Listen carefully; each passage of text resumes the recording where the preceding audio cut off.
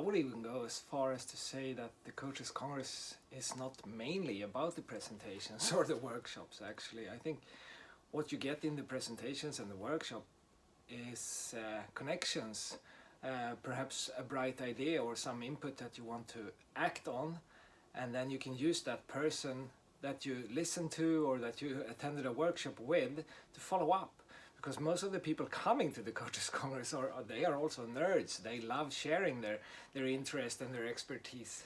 So I think what we have seen over the years is that people who follow up, people who initiate contacts and who build their networks, they are more successful thanks to the Coaches Congress. So it's not just about the presentations. I see them as igniting sparks. I see the workshops as igniting sparks. They are the start of your extended network, I would say. So I think that's the big thing about the Coaches Congress and events like it.